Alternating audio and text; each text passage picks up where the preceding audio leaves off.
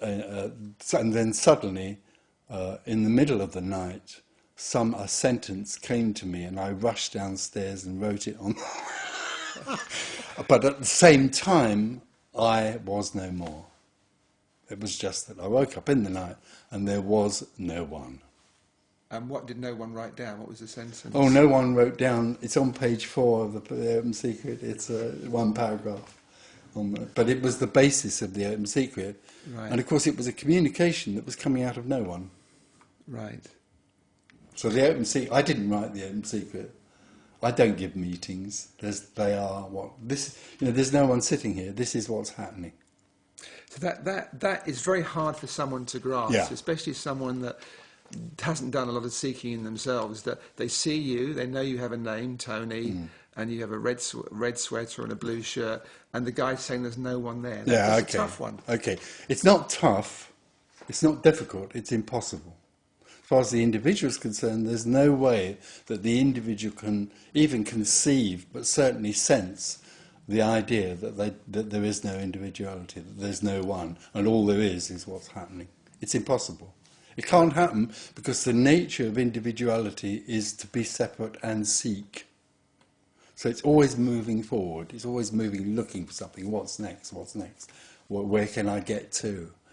But what hasn't been realised by the individual is that there never was anything lost. The dilemma for the individual is not that the individual can't get what it wants. The dilemma is the individual. Okay. This message is a complete revolution around the other way of the way we normally look at seeking and enlightenment and all those things. Well, it is, and it's tough. I use the word tough. You use the word impossible, because the more intelligent members of the human race realise something is missing. They realise something's not quite right, and we all go through this. We kind of. I think you did the same. You were quite successful in your business. You make some money. You have a relationship. Maybe some people have children, obviously. And yet, whatever happens, after a time, there's still this feeling, this isn't it. And so some people just try and, they drink a little bit too much or whatever, and they just put it under the carpet.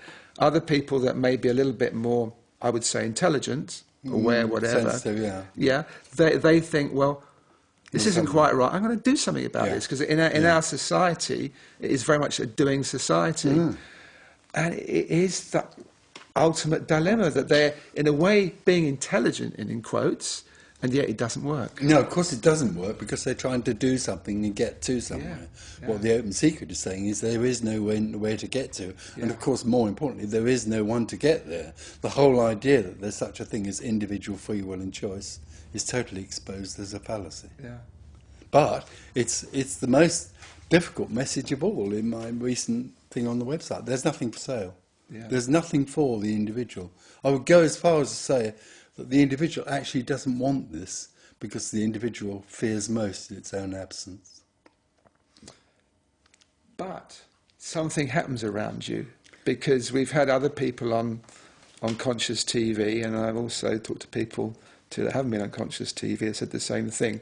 They go to your meetings, and some of them leave and something seems to have really happened. And some even say, well, I went to a meeting with Tony and I never left the meeting. No. That's what they say.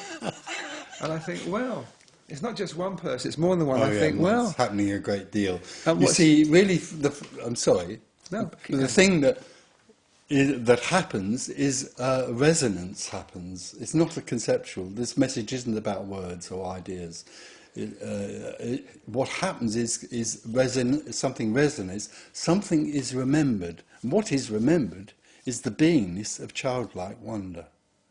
Yes. There's something that it isn't about me getting somewhere. It's about a resonance with something that is.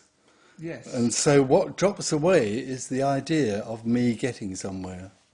So let me just try. You could probably shoot this down.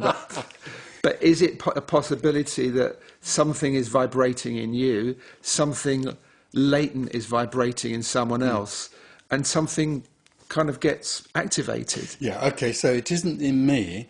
the power of the meetings is that there's no one there in a sense. Therefore, there's no one who's trying to give somebody else a list or has any expectations of it. And also the other powerful thing is that there's no one in the audience that is seen as an individual, because the idea of whole sense of individuality is an illusion. Yeah. So there's something very powerful about that. Yeah. And the other powerful thing is there's nobody trying to sell anybody anything. And it's amazing the effect that has on people, because the audience, a lot of the audience who are sensitive to this, know that this isn't something that's trying to be sold, or it's not. Nobody's trying to make somebody else believe anything. And what happens is not mind, but what happens is boundlessness. Boundlessness. So is the contracted energy of individuality, which is totally embodied, it's not just an idea or a thought or a belief. Individuality and separation is a totally embodied feeling of being restricted. And people walk into the room and there's a sense of whom. Yeah. But it's nothing to do with me, because I ain't there. It's just that in some way or other there's a resonance with that. And this womb is something sitting there aware of the womb happening. No. It's just you. It's not. It just. I have to use these words like you. I have no other way of addressing it.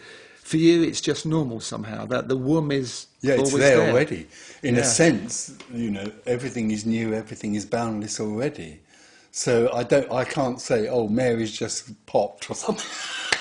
But it just is what happens. There's huge inspiration in the room. Often you can sense a feeling of wow. And new people that come either walk out and hate it because I'm telling them that they had no free will, or I'm suggesting they have no. Yeah. But a lot of the audience just, wow, it's amazing. It's gorgeous. Just gorgeous.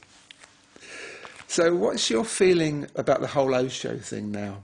Oh, as far as I'm concerned, there are two totally different ways of looking at it. There are totally two different communications, really. The classically normal communication is that there is an individual who is separate, and the individual can find what it's looking for, i.e. enlightenment, liberation, or whatever you like, the kingdom of heaven if you want.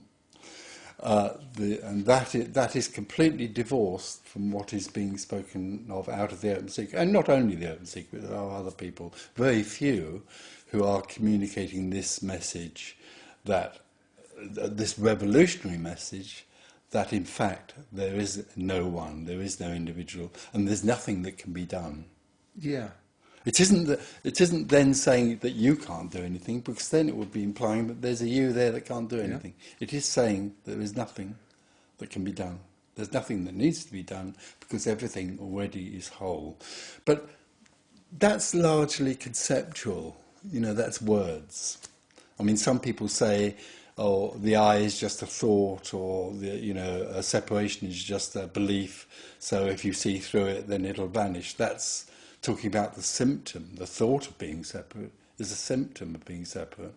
But being separate is a really felt, embodied feeling that makes people long for something else. It's a longing, it's a sense of loss. So it's a very energetic, held feeling. And somewhere, somehow, people come and just explode out of it.